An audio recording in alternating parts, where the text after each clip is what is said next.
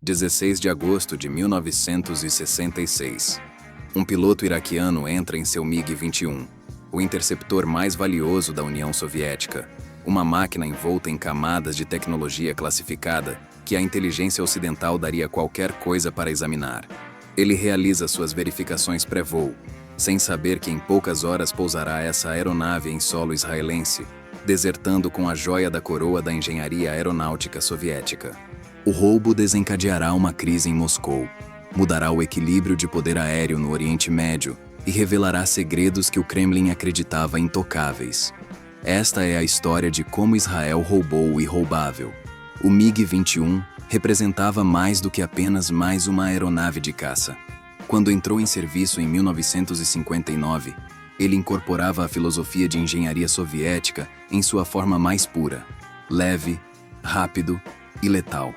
As forças aéreas ocidentais observavam com preocupação crescente.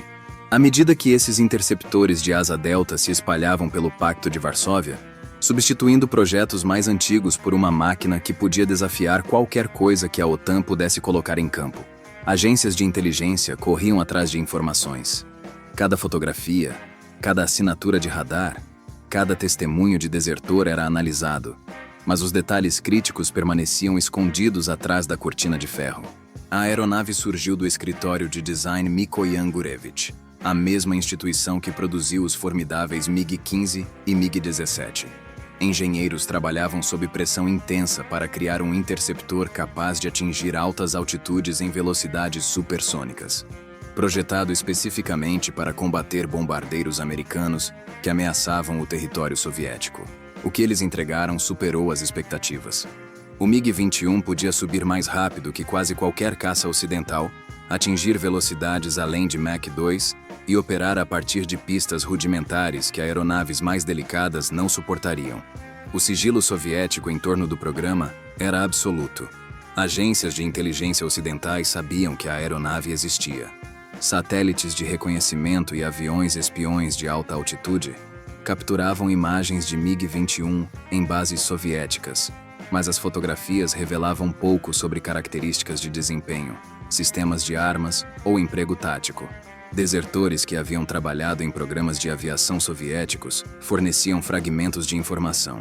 No entanto, nenhum tinha acesso direto às especificações do MiG-21. A União Soviética guardava essa tecnologia com o mesmo ciúme com que protegia segredos nucleares. Até meados dos anos 1960, os MiG-21 haviam se proliferado além das fronteiras soviéticas. Egito, Síria e Iraque os receberam enquanto Moscou expandia sua influência no Oriente Médio, buscando contrabalançar nações alinhadas ao Ocidente e se estabelecer como o principal mediador de poder na região. Para Israel, essas aeronaves representavam uma ameaça existencial. A Guerra dos 6 Dias ainda estava a 1 ano de distância. Mas planejadores israelenses sabiam que qualquer conflito futuro exigiria superioridade aérea. Seus pilotos voavam, Mirages franceses e Misters envelhecidos, máquinas capazes, mas não testadas contra o MiG-21 em combate real. Oficiais de inteligência israelenses analisavam o pouco informação disponível. Eles estudavam fotografias borradas mostrando a distintiva asa delta da aeronave e sua pequena área frontal. Analisavam retornos de radar, notando a velocidade e taxa de subida do MiG. Entrevistavam pilotos que haviam avistado a aeronave durante incidentes na fronteira, coletando impressões sobre sua manobrabilidade e carga de armas. Ainda assim, todos esses dados permaneciam circunstanciais. Sem acesso prático, estrategistas israelenses enfrentavam um ponto cego perigoso que poderia custar-lhes a próxima guerra. A situação se tornou mais urgente à medida que forças aéreas árabes treinavam intensivamente com seus equipamentos soviéticos. Pilotos egípcios e sírios acumulavam centenas de horas em MiG-21, aprendendo a explorar as forças da aeronave, enquanto conselheiros soviéticos refinavam suas táticas. Relatórios de inteligência sugeriam que as forças aéreas árabes estavam se tornando cada vez mais capazes, transformando-se de milícias mal treinadas em forças competentes que poderiam ameaçar a superioridade aérea israelense. O equilíbrio de poder estava mudando e o tempo estava se esgotando. O Mossad, o Serviço de Inteligência Externa de Israel, tornou a aquisição de um MiG-21 uma prioridade máxima. Tentativas anteriores de obter acesso haviam falhado de forma espetacular. Operações de espionagem contra instalações soviéticas provaram ser quase impossíveis devido à segurança em torno do desenvolvimento aeronáutico. Bases onde MiG-21 operavam eram cidades fechadas, inacessíveis a estrangeiros e monitoradas por múltiplas camadas de serviços de segurança. Esforços para subornar técnicos ou pilotos não renderam nada além de recursos desperdiçados e agentes comprometidos. Os segredos da aeronave permaneciam trancados, guardados não apenas por segurança física, mas por compromisso ideológico. Pilotos soviéticos sabiam que voavam máquinas que representavam o orgulho tecnológico de sua nação. Propaganda estatal reforçava essa mensagem constantemente, retratando aeronaves ocidentais como produtos inferiores do capitalismo decadente. Pilotos que voavam o MiG-21 eram informados de que possuíam o melhor interceptor do mundo, uma arma que defenderia a pátria contra uma agressão imperialista. A deserção parecia impensável. Uma traição não apenas ao país, mas aos ideais socialistas que supostamente tornavam a tecnologia soviética superior. No entanto, oficiais do Mossad sabiam que a ideologia, por mais forte que fosse, podia rachar sob a pressão certa. Seres humanos permaneciam vulneráveis às suas circunstâncias, suas queixas, suas decepções. Em todo o Oriente Médio, milhares de pilotos voavam aeronaves soviéticas, e nem todos compartilhavam a visão de mundo de Moscou. Alguns abrigavam ressentimentos contra seus governos. Outros enfrentavam crises pessoais que tornavam o impensável de repente possível. Ainda outros simplesmente desejavam reconhecimento ou riqueza que suas próprias nações lhes negavam. O desafio era encontrar tais indivíduos, abordá-los sem disparar alarmes e oferecer algo valioso o suficiente para tornar a traição atraente. A operação, que eventualmente teria sucesso, não começou com um recrutamento dramático, mas com uma coleta paciente de inteligência que consumiu anos de esforço. Oficiais do Mossad, estacionados pela Europa e Oriente Médio, compilavam listas de pilotos, rastreando seus históricos, situações familiares, inclinações políticas e perfis psicológicos. Eles monitoravam promoções, notando quais oficiais avançavam rapidamente e quais estagnavam apesar de habilidades evidentes. Rastreavam ações disciplinares, identificando pilotos que conflitaram com superiores ou enfrentaram punições por infrações menores. Além disso, investigavam relacionamentos pessoais, procurando envolvimentos românticos, problemas financeiros ou questões familiares que pudessem criar alavancagem. Esse trabalho produziu centenas de alvos potenciais, a maioria dos quais se provaria inadequada. Alguns eram leais demais aos seus governos, seu compromisso com nacionalismo ou ideologia forte demais para superar. Outros eram instáveis demais, seu perfil psicológico sugerindo que poderiam denunciar uma abordagem de recrutamento às autoridades. Ainda outros simplesmente não tinham acesso aos alvos mais valiosos que voavam, aeronaves mais antigas, ou trabalhavam em posições que não ofereciam nada do que Israel precisava. Mas enterrados nessa massa de informações, havia um punhado de nomes que valia a pena perseguir. Indivíduos cujas circunstâncias e psicologia sugeriam que poderiam ser abordáveis. Cada recruta potencial exigia estudo cuidadoso. Oficiais do Mossad desenvolviam dossiês detalhados rastreando sujeitos por meses ou anos, observando mudanças que poderiam sinalizar vulnerabilidade. Um piloto preterido para a promoção poderia se tornar ressentido. Um oficial enfrentando pressão financeira poderia ficar desesperado. Alguém passando por problemas conjugais poderia buscar fuga de sua vida atual. Esses dramas humanos se desenrolando longe de Israel representavam oportunidades que oficiais de inteligência habilidosos poderiam explorar. O processo de seleção também exigia compreensão dos requisitos técnicos. Nem todo piloto com acesso a um MiG-21 era igualmente valioso. Israel precisava de alguém que voasse a aeronave regularmente, entendesse seus sistemas completamente e pudesse entregá-la intacta. Isso significava focar em pilotos experientes, não em recém-formados.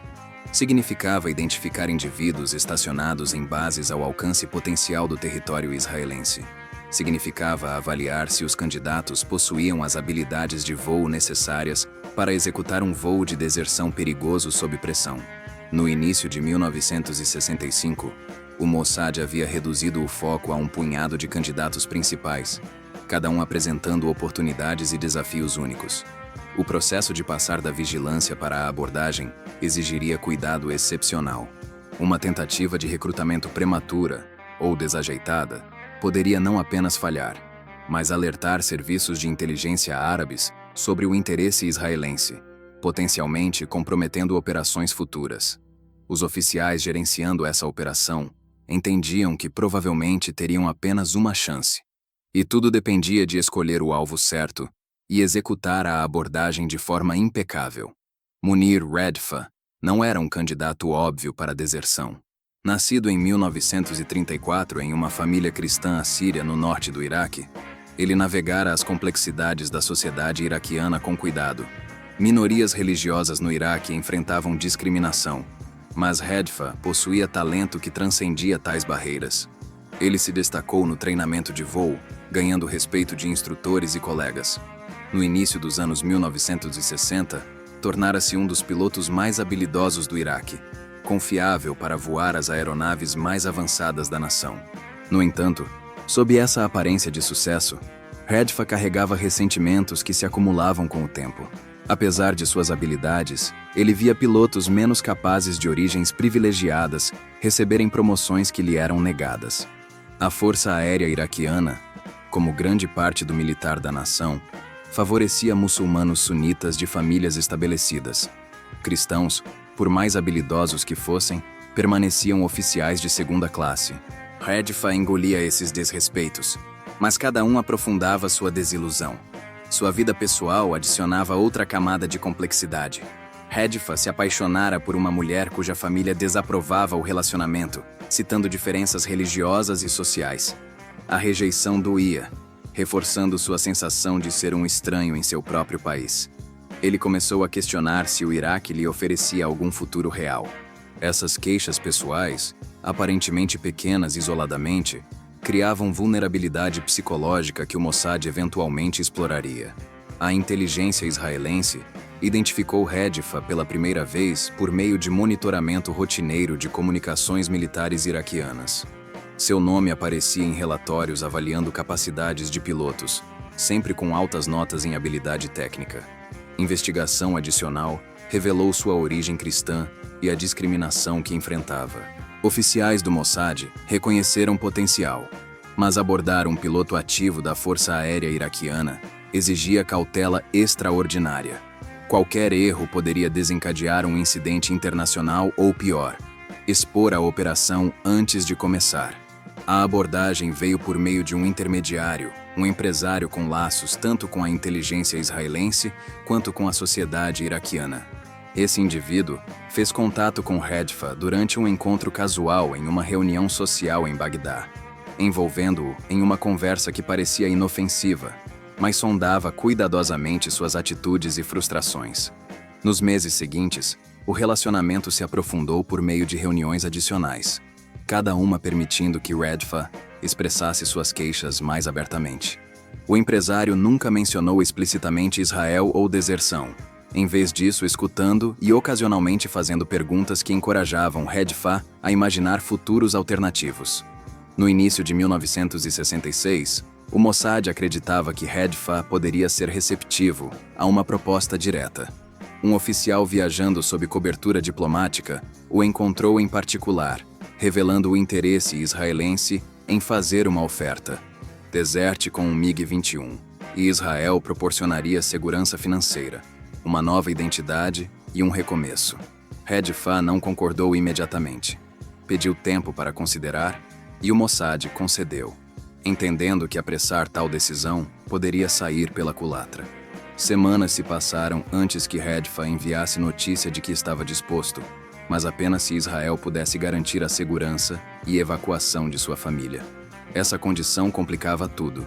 Extrair um piloto e uma aeronave já era difícil o suficiente. Evacuar familiares do Iraque elevava os riscos operacionais exponencialmente. Ainda assim, o Mossad entendia que, sem essa garantia, Redfa nunca se comprometeria. Planos começaram a tomar forma envolvendo documentos falsos, arranjos de viagem cuidadosamente cronometrados e planos de contingência, caso os serviços de segurança iraquianos ficassem suspeitos. A operação agora envolvia não apenas roubar uma aeronave, mas orquestrar uma fuga complexa para múltiplos indivíduos. Planejar uma operação dessa magnitude exigia coordenação entre múltiplos ramos de inteligência. O Mossad liderava, mas inteligência militar e planejadores da Força Aérea contribuíam com expertise técnica. O primeiro desafio envolvia o timing. Redfa precisava de uma oportunidade para voar sozinho, sem despertar suspeitas, idealmente em uma rota que o aproximasse do espaço aéreo israelense. Protocolos da Força Aérea iraquiana tornavam isso difícil. A maioria dos voos envolvia pares ou grupos de aeronaves, e desvios de rotas planejadas desencadeavam alertas imediatos. Redfa propôs uma solução. Ele se voluntariaria para um exercício rotineiro de treinamento de navegação, alegando o desejo de aprimorar suas habilidades. Tais exercícios permitiam voos solo dentro do espaço aéreo iraquiano, seguindo rotas predeterminadas que mantinham pilotos longe de áreas sensíveis. Redfa poderia planejar uma rota que o aproximasse da fronteira jordaniana, então desviar no último momento, voando baixo para evitar detecção por radar. Uma vez sobre a Jordânia, ele subiria e faria uma corrida para Israel, esperando alcançar o espaço aéreo israelense antes que defesas aéreas iraquianas pudessem mobilizar interceptores. Planejadores israelenses analisaram a rota proposta, identificando numerosos pontos onde as coisas poderiam dar errado. Radar jordaniano poderia detectar o MiG e alertar Bagdá antes que Redfa chegasse a Israel. Interceptores iraquianos estacionados em bases ocidentais poderiam alcançá-lo se mobilizados rapidamente. Falha mecânica poderia forçá-lo a pousar em território hostil. Mesmo se tudo corresse perfeitamente, defesas aéreas israelenses poderiam confundi-lo com um atacante e abatê-lo antes que ele pudesse se identificar. Para lidar com esses riscos, Israel preparou múltiplas contingências. Caças da Força Aérea Israelense patrulhariam perto da fronteira, prontos para interceptar e escoltar o MiG assim que Redfa cruzasse o espaço aéreo israelense. Frequências de rádio foram compartilhadas com Redfa, junto com frases específicas que ele transmitiria para se identificar. Operadores de radar baseados em terra receberam instruções para rastrear qualquer aeronave se aproximando do leste, retendo fogo até que identificação positiva pudesse ser estabelecida. Aeródromos no norte de Israel foram colocados em alerta, prontos para receber o desertor. Evacuar a família de Redfa representava desafios igualmente complexos. Sua esposa e filhos não podiam simplesmente embarcar em um voo comercial para um país ocidental sem despertar suspeitas. O Mossad arranjou para que viajassem por terra, cruzando para o Irã usando documentos falsos que os identificavam como pessoas de negócios. Do Irã, voariam para a Europa, depois para Israel. O timing precisava se alinhar perfeitamente. Se Redfa desertasse antes que sua família alcançasse segurança, autoridades iraquianas os prenderiam como alavanca. Comunicação entre Redfa e seus contatos no Mossad dependia de pontos mortos e mensagens codificadas passadas por intermediários. Cada troca carregava riscos. Serviços de inteligência iraquianos monitoravam nacionais estrangeiros e mantinham redes de informantes. Uma única conversa suspeita poderia desfazer meses de preparação. Redfa entendia isso, limitando o contato a atualizações essenciais, enquanto mantinha sua rotina normal para evitar chamar atenção. Até meados do verão de 1966, todas as peças estavam em posição. A família de Redfa havia iniciado sua jornada, viajando com histórias de cobertura que os colocavam longe de Bagdá. Forças israelenses aguardavam ao longo da fronteira, e Redfa havia obtido aprovação para seu exercício de navegação. A operação agora estava além do ponto de retorno. Qualquer atraso arriscava exposição, e exposição significaria fracasso, prisão e possivelmente execução para Redfa. 16 de agosto de 1966. Redfa chegou à sua base antes do amanhecer. Realizando procedimentos pré-voo com precisão mecânica, Trocou saudações casuais com outros pilotos e equipe de terra, sem trair nenhuma pista do que pretendia. Seu MiG-21, número de cauda 5721, estava na linha de voo, abastecido e armado conforme protocolos padrão. Redfa realizou sua inspeção externa, verificando superfícies de controle, examinando a entrada do motor, confirmando que tudo parecia normal. Em sua mente, ensaiou a rota uma última vez. O plano de voo exigia uma trajetória oeste, seguindo um curso que o levaria perto da fronteira jordaniana antes de virar de volta para o interior. Controladores monitorariam seu progresso via check-ins de rádio em intervalos designados. Redfa planejava manter comunicações normais até o último momento possível. Então ficar em silêncio ao desviar da rota planejada. Isso lhe compraria minutos preciosos antes que defesas aéreas iraquianas percebessem o que estava acontecendo. Ele subiu no cockpit, fixando seu arnês e capacete, executando a sequência de partida. O motor Tumansky girou com seu uivo característico. Pás da turbina girando mais rápido, até que a aeronave tremesse com poder contido. Redfa recebeu autorização para a decolagem, avançando a manete e soltando os freios. O MiG acelerou pela pista, erguendo-se suavemente no céu da manhã.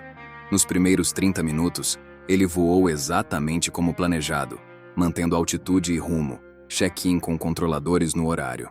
A paisagem abaixo passava por canais de irrigação, vilas espalhadas, a vasta extensão marrom do deserto se estendendo para o oeste. A frequência cardíaca de Redfa subia à medida que se aproximava do ponto de decisão crítico. Todo o instinto gritava alertas. Virar de volta agora significaria segurança. Continuar significava potencial morte ou prisão se algo desse errado. Ele verificou o relógio. Sua família deveria ter cruzado para o Irã agora, fora do alcance das autoridades iraquianas. Esse conhecimento o firmou. Ele alcançou o ponto de virada e, em vez de curvar à direita de volta ao território iraquiano, empurrou o manche para frente e mergulhou. A altitude se perdeu rapidamente enquanto descia para baixo nível, características do terreno passando em um borrão. Radar iraquiano o perderia agora, confundido por clutter de solo e o súbito desaparecimento de seu sinal de transponder. Controladores em Bagdá começaram a transmitir, suas vozes ficando urgentes enquanto Redfa não respondia. Ele ignorou o rádio, focando inteiramente na navegação. A fronteira jordaniana estava à frente, marcada por colinas e baixas cordilheiras. Ele a cruzou em velocidade quase supersônica, o MiG tremendo ligeiramente ao perfurar ar comprimido por sua própria velocidade. Atrás dele, redes de defesa aérea iraquianas entraram em ação, mobilizando interceptores de múltiplas bases e alertando contrapartes jordanianas. Redfa puxou para cima, subindo rapidamente enquanto virava norte em direção a Israel. Seu medidor de combustível mostrava níveis caindo mais rápido do que esperava. A corrida em baixo nível consumira reservas. Se caças israelenses não o encontrassem logo, ele poderia não ter combustível suficiente para alcançar um aeródromo adequado. Ele mudou para a frequência pré-arranjada, transmitindo a frase código que o identificava como amigável. Operadores de radar israelenses rastreando o contato de alta velocidade inicialmente assumiram que era hostil, preparando-se para lançar interceptores para combate. Então a transmissão de Redfa chegou e tudo mudou. Controladores se apressaram para verificar, cruzando a frase código com ordens operacionais. Em segundos, confirmação chegou. Este era o desertor. 2 caças Mirage israelenses já no ar alteraram curso, correndo para rendezvous com o MiG. Redfa os avistou primeiro. 2 formas prateadas se aproximando de sua esquerda. Ele manteve curso e velocidade, observando enquanto tomavam posições de escolta em cada asa. Um piloto deu um joinha, visível através da canopy. Alívio invadiu Redfa. Ele conseguira. O espaço aéreo israelense estava à frente e a parte mais difícil ficara para trás. A base aérea Ramat David havia sido liberada para o pouso com caminhões de bombeiros e equipes de emergência em prontidão. Oficiais da Força Aérea Israelense se reuniram na beira da pista, alguns segurando câmeras para documentar o momento. Esta era a história se desenrolando. O primeiro MiG-21 soviético intacto a pousar em mãos ocidentais. Redfa entrou no padrão de pouso, baixando o trem de pouso e flaps enquanto reduzia a velocidade. O MiG pousou na pista com um chiado de pneus, seu paraquedas de frenagem se abrindo para desacelerar a aeronave. Ele táxiu para fora e desligou o motor. O silêncio de repente avassalador após horas de ruído. Equipe de terra enxameou a aeronave, alguns olhando com admiração para a máquina que só haviam visto em fotos de reconhecimento. Redfa desceu do cockpit, pernas trêmulas após a tensão do voo. Um oficial se aproximou, estendendo a mão em saudação. Trocaram breves palavras antes que Redfa fosse levado para debriefing. Atrás dele, técnicos começaram seu exame preliminar do MiG, documentando cada detalhe enquanto especialistas se preparavam para desmontar e analisar. Notícias da deserção chegaram às autoridades iraquianas em horas. A resposta inicial foi confusão. Como um piloto poderia simplesmente desaparecer com uma de suas aeronaves mais avançadas? À medida que a história completa emergia, confusão virou fúria. O Iraque exigiu a devolução da aeronave e do piloto, ameaçando consequências diplomáticas. Israel permaneceu em silêncio, nem confirmando, nem negando envolvimento. Em Moscou, o roubo enviou ondas de choque por círculos militares e políticos. Conselheiros soviéticos no Iraque haviam garantido a segurança de seu equipamento, e agora essa garantia estava destruída. O Kremlin preocupava-se não apenas com a aeronave única, mas com o que Israel poderia aprender dela.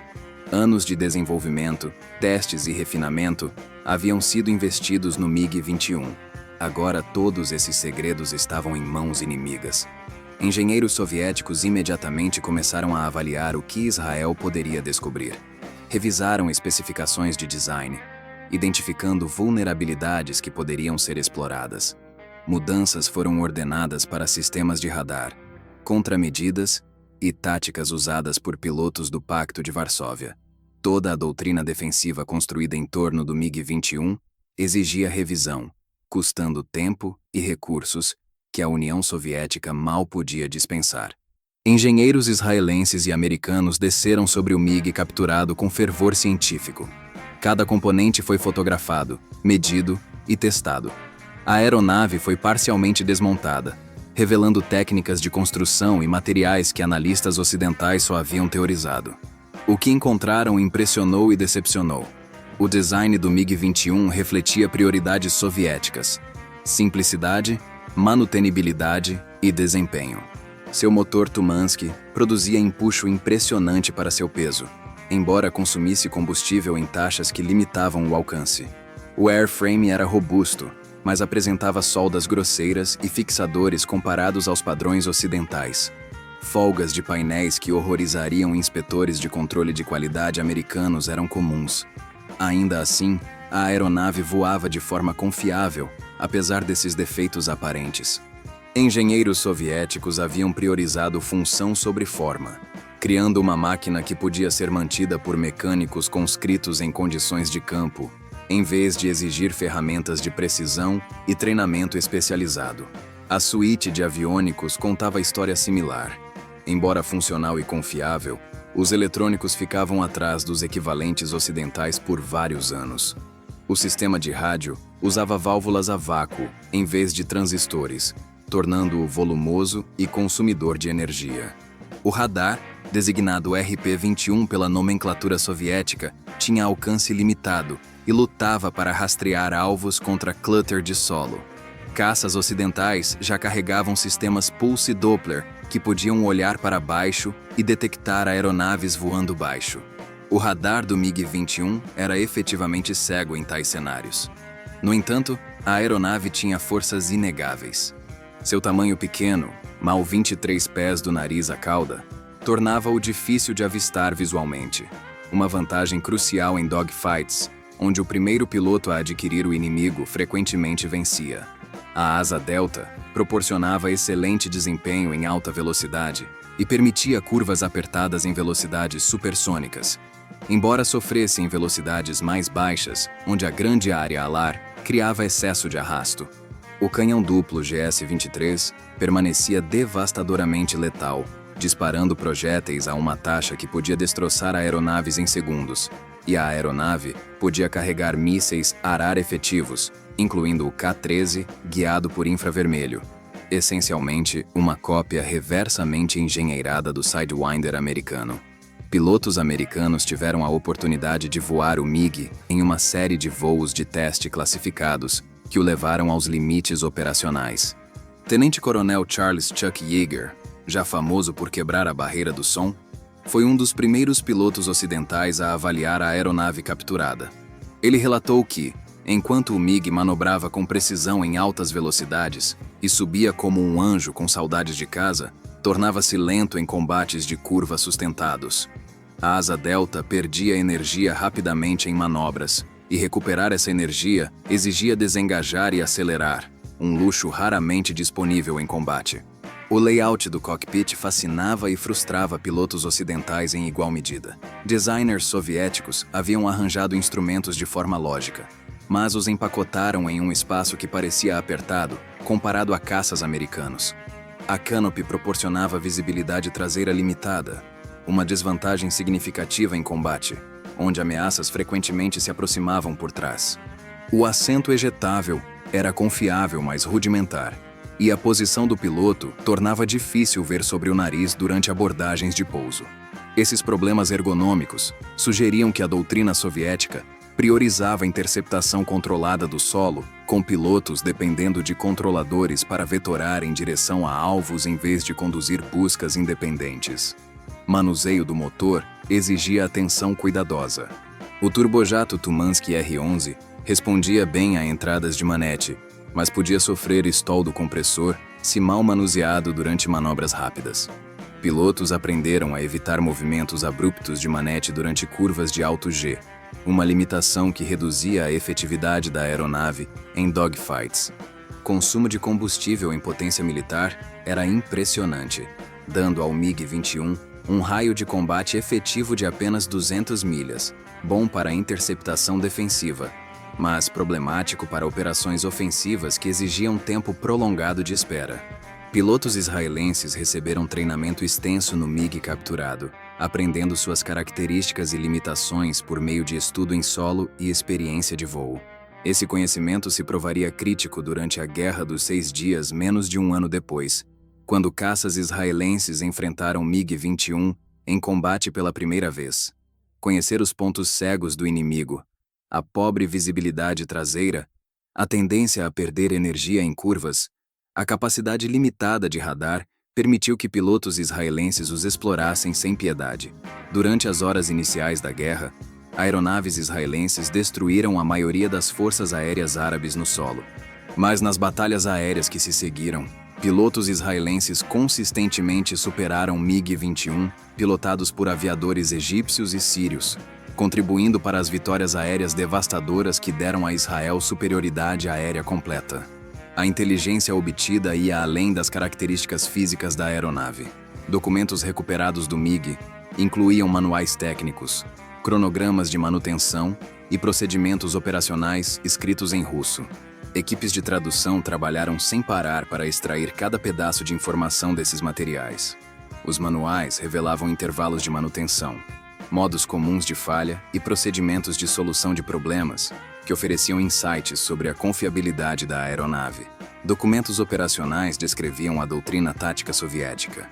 Como o MiG-21 eram empregados em pares ou formações de 4 aeronaves, quais faixas de altitude preferiam, como coordenavam com estações de interceptação controladas do solo. Talvez o mais valioso fossem os insights sobre métodos de treinamento soviéticos. Os procedimentos operacionais revelavam uma doutrina que dependia fortemente de controle do solo, com pilotos seguindo instruções precisas de controladores de radar, em vez de exercer julgamento independente. Essa abordagem fazia sentido dado o radar limitado do MiG-21 e a preferência soviética por comando centralizado, mas também criava vulnerabilidades. Pilotos treinados para seguir ordens poderiam lutar quando comunicações eram interrompidas ou quando encontravam situações fora de suas respostas táticas prescritas. Forças aéreas israelenses e americanas, que enfatizavam iniciativa e adaptabilidade de pilotos, podiam explorar essa rigidez. Agências de inteligência ocidentais compartilharam informações obtidas do MiG capturado por toda a OTAN, melhorando o entendimento da aliança sobre capacidades soviéticas. Pilotos de caça pela Europa e América receberam briefings sobre forças e fraquezas do MiG-21. Designers de aeronaves estudaram a abordagem soviética para problemas de engenharia, às vezes encontrando soluções que influenciavam designs ocidentais. O míssil K-13, por exemplo, forneceu insights sobre tecnologia de buscador infravermelho soviética que ajudou engenheiros americanos a melhorar seus próprios mísseis RR. O processo de exame continuou por meses, com engenheiros descobrindo novos detalhes à medida que sondavam mais fundo nos sistemas da aeronave. Testaram o assento ejetável, avaliaram o armamento, analisaram a ótica de mira e examinaram cada peça de equipamento usada pelo piloto. Cada descoberta adicionava ao entendimento crescente de como a União Soviética abordava o design de caças e quais diferenças filosóficas separavam culturas de engenharia oriental e ocidental. Munir Redfa se acomodou em sua nova vida em Israel sob uma identidade assumida. O nome que carregara por 3 décadas ficou para trás no Iraque, junto com tudo o mais de sua existência anterior. O governo israelense lhe forneceu suporte financeiro que excedia o que ganhara como oficial da Força Aérea Iraquiana, moradia em um bairro tranquilo longe de instalações militares e assistência para se integrar a uma sociedade que falava uma língua diferente e operava sob normas culturais distintas. Ele estudou hebraico, aprendeu costumes israelenses e gradualmente construiu uma vida que não se assemelhava à que abandonara. Sua família, evacuada com sucesso antes da deserção por meio da operação cuidadosamente orquestrada que os contrabandeou através de fronteiras usando documentos falsos e oficiais subornados, juntou-se a ele em Israel. Eles também enfrentaram o desafio de recomeçar, de aprender uma nova língua e se adaptar a uma nova pátria. Seus filhos se matricularam em escolas israelenses, eventualmente perdendo seus sotaques árabes e se tornando indistinguíveis de israelenses nativos. Sua esposa lutou mais com a transição, lamentando a perda da família estendida e os ritmos familiares da vida iraquiana. Mas ela se adaptou, entendendo que a alternativa, permanecer no Iraque casada com um traidor, significaria prisão ou pior. Redfa nunca retornou ao Iraque. Autoridades iraquianas o declararam traidor, condenando-o à morte à revelia em um julgamento conduzido sem sua presença ou defesa. Mídia estatal o denunciou como covarde e espião, alegando que fora corrompido por ouro sionista. Essas denúncias significavam pouco para Redfa, que já havia cortado mentalmente laços com o país que o tratara como cidadão de segunda classe, apesar de suas habilidades. Em raras entrevistas concedidas anos depois sob sua identidade assumida, ele expressou nenhum arrependimento, declarando simplesmente que escolhera liberdade e oportunidade em vez de uma vida limitada por intolerância e discriminação. Para a União Soviética, a Operação Diamante, como Israel nomeou a missão, representou um humilhante fracasso de inteligência que desencadeou recriminações e reformas por todo o aparato de segurança. O MiG-21 fora seu principal caça de exportação, vendido a aliados com garantias de segurança e promessas de que a tecnologia soviética nunca cairia em mãos ocidentais. Agora essas garantias estavam destruídas, expostas como promessas vazias por uma operação que os soviéticos nunca anteciparam. Oficiais da KGB designados para monitorar segurança em nações aliadas enfrentaram escrutínio intenso, seus relatórios dissecados por sinais que deveriam ter detectado o complô. Conselheiros militares soviéticos no Iraque passaram por investigações, alguns enfrentando rebaixamento ou recall como bodes expiatórios pela brecha de inteligência. O Kremlin preocupava-se não apenas com a aeronave única, mas com o que Israel e seus aliados americanos poderiam aprender de exame detalhado. Anos de desenvolvimento, testes e refinamento haviam sido investidos no MiG-21, representando enorme investimento de recursos e expertise. Decisões de design tomadas nos escritórios de Mikoyan Gurevich, técnicas de manufatura desenvolvidas em fábricas soviéticas, doutrinas táticas formuladas por estrategistas da Força Aérea. Tudo isso agora estava exposto, disponível para analistas ocidentais estudarem e contrariarem. Líderes soviéticos entendiam que o impacto do roubo se estenderia muito além da vergonha imediata. Engenheiros soviéticos imediatamente começaram a avaliar o que Israel poderia descobrir e como esse conhecimento poderia ser explorado. revisaram especificações de design, identificando vulnerabilidades que forças aéreas ocidentais poderiam mirar. A capacidade limitada de look-down do radar, já conhecida como fraqueza, agora se tornava uma falha crítica que adversários certamente explorariam. O consumo de combustível do motor e suscetibilidade a estóis de compressor representavam limitações táticas que inimigos sondariam. Mesmo as forças da aeronave, sua taxa de subida, velocidade e canhão poderiam ser contrabalançadas uma vez que pilotos ocidentais entendessem exatamente como o MiG performava em vários regimes de voo. Mudanças foram ordenadas para sistemas de radar, contramedidas e táticas usadas por pilotos do Pacto de Varsóvia. Programas de treinamento atualizados enfatizavam perfis de engajamento diferentes, tentando compensar fraquezas conhecidas. Versões de exportação do MiG-21 foram modificadas para remover as tecnologias mais sensíveis, garantindo que mesmo se outra aeronave caísse em mãos ocidentais, não revelaria as capacidades completas dos modelos de linha de frente soviéticos. Essas adaptações e mudanças custaram tempo e recursos que a União Soviética mal podia dispensar, desviando fundos de outros programas militares e atrasando melhorias planejadas em aeronaves existentes. O sucesso da operação demonstrou o poder da inteligência humana em uma era cada vez mais dominada por métodos de coleta técnica. Satélites podiam fotografar bases e rastrear movimentos militares. Inteligência de sinais podia interceptar comunicações e analisar emissões de radar. No entanto, adquirir uma aeronave intacta exigia convencer um ser humano a trair seu país, a arriscar tudo pela promessa de uma vida melhor em outro lugar. O Mossad provara sua capacidade de identificar, recrutar e extrair ativos sob condições extraordinariamente difíceis, executando uma operação complexa que exigia paciência, precisão e coragem de todos envolvidos.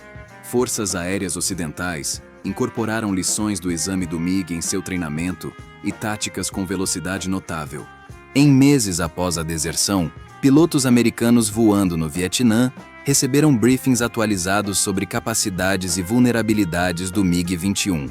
Aprenderam a forçar MiG-21 a combates de curva em baixa velocidade, onde a asa delta se tornava uma desvantagem em vez de um trunfo. Entenderam as limitações de radar da aeronave e as exploraram aproximando-se de ângulos onde detecção era improvável. Reconheceram a pobre visibilidade traseira do MiG e atacavam de posições traseiras e inferiores, onde pilotos soviéticos tinham dificuldade em avistar ameaças. Esses ajustes táticos contribuíram para taxas de abate melhoradas em combate aéreo, com pilotos americanos cada vez mais confiantes de que poderiam derrotar o MiG-21 quando voado por adversários competentes, mas não excepcionais. O MiG-21 roubado eventualmente chegou aos Estados Unidos por meio de arranjos discretos entre agências de inteligência israelense e americana. Tornou-se parte de programas classificados, avaliando aeronaves soviéticas, voando contra vários caças ocidentais, em testes cuidadosamente controlados que documentavam desempenho em diferentes cenários. Pilotos de teste americanos voaram o MiG contra F-4 Phantoms, F-105 Thunder Chiefs e outras aeronaves operando sobre o Vietnã, gerando dados que informaram design de armas e doutrina tática por anos. Os insights obtidos influenciaram tudo, desde desenvolvimento de mísseis até treinamento de tripulações aéreas, dando às forças americanas vantagens que não teriam sem acesso à aeronave real. O Iraque nunca recuperou a aeronave ou levou Redifá à justiça. O incidente danificou relações iraquianas com a União Soviética, que questionou a capacidade de Bagdá de proteger equipamento sensível e manter segurança em instalações militares. Por anos depois, conselheiros soviéticos mantiveram supervisão mais rigorosa sobre hardware militar entregue a aliados do Oriente Médio, insistindo em medidas de controle que muitas nações árabes ressentiam. Isso criou atrito em relacionamentos que Moscou cultivara cuidadosamente, com oficiais árabes se irritando com implicações de que não podiam ser confiáveis. O dano de longo prazo à influência soviética na região, embora difícil de quantificar, era real e duradouro. Dentro de Israel, A Operação Diamante tornou-se lendária em círculos de inteligência, estudada como exemplo clássico de recrutamento e exfiltração bem-sucedidos.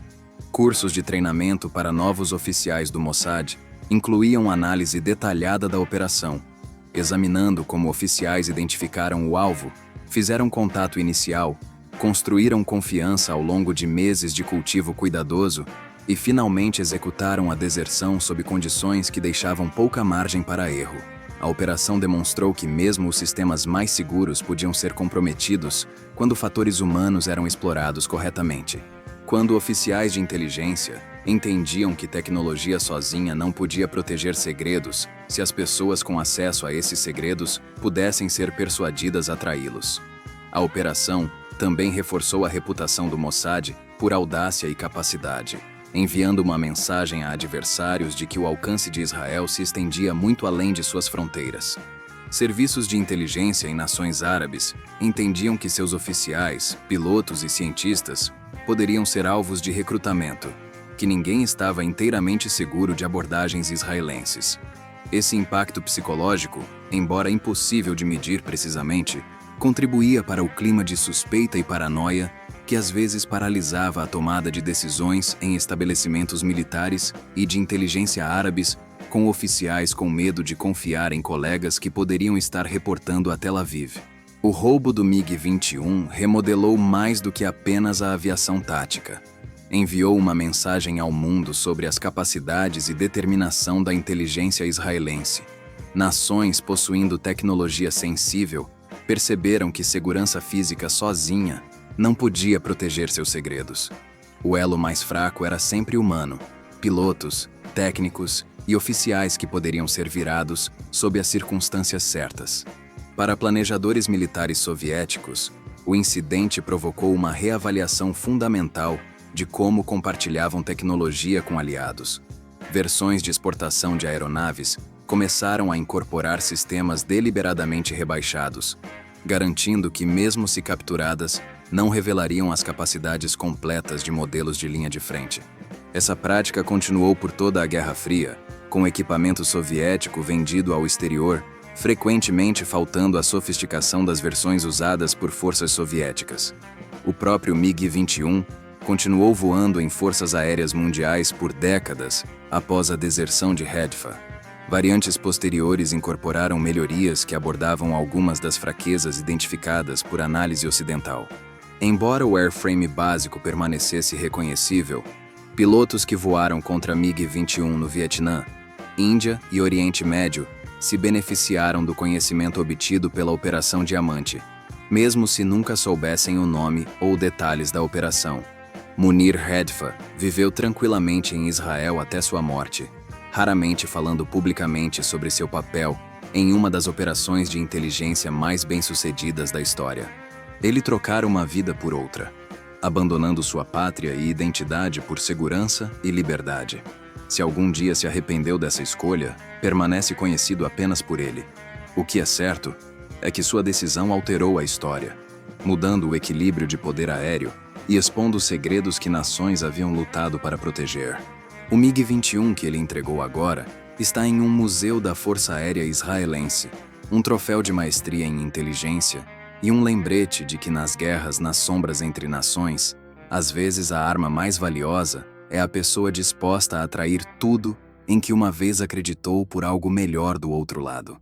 Obrigado por assistir esta história até o fim. A Operação Diamante permanece uma das operações de inteligência mais ousadas da história, provando que às vezes as maiores vitórias são conquistadas não em campos de batalha, mas nas sombras. Se você achou esta história cativante, por favor compartilhe com outros que apreciam história não contada.